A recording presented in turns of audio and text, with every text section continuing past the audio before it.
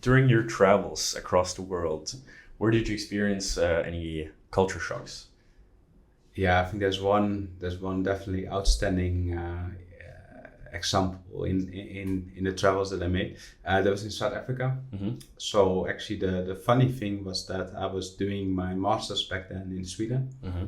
and I did my master's in Asian studies. Mhm. So I really focused on Asia. Mm-hmm.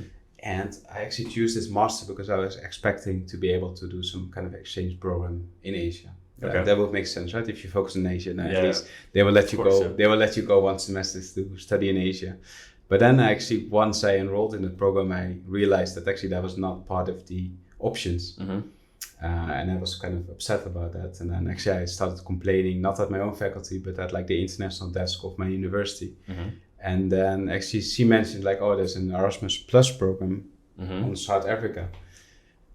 So you can just apply for that and just see how that goes, because you will get a grant for that. Mm-hmm. So it was like a random, I don't know, like Monday night or something. I had nothing to do, and the deadline was just the next day. So I was just thinking, okay, let's just do it quickly. Like, Mm-hmm.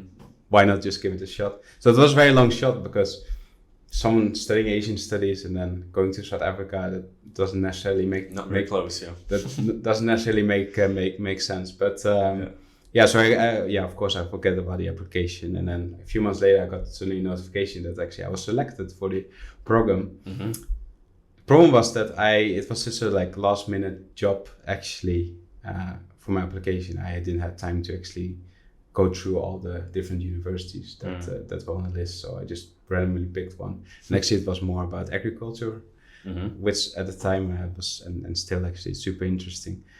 But also meant it was like a rural university, so only when I got that notification I had to double check actually which university I applied for. Mm-hmm. And then I found out it was the University of Fort Hare, Mm-hmm. which is actually used to be a very good university with Nelson Mandela as one of the Really? alumni. Yeah, Okay. so it was really cool actually to be back at kind of the university where Nelson Mandela once also walked around.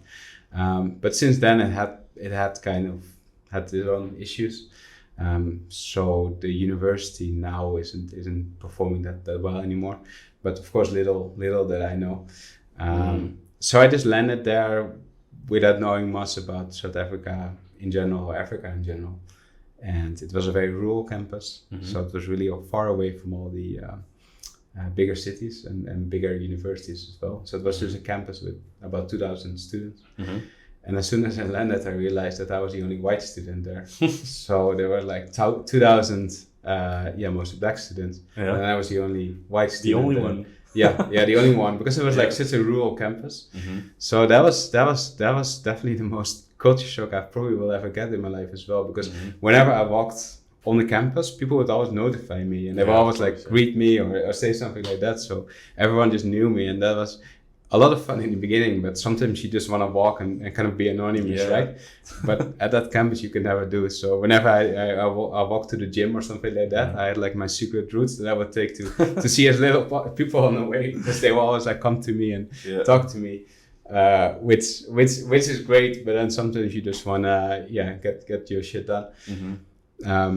But it was also beautiful experiences. Like I joined this football team with like Zimbabweans, and they would call me like Mlungu, which is a specific term for like white guy, or maybe I don't want to know the exact meaning of that, but it was an interesting term. Beautiful, really beautiful memories, and really super fascinating just to be in such a different world, and how people are just doing things in such a different way. So that was by far the biggest culture shock that I experienced. Yeah, I believe that.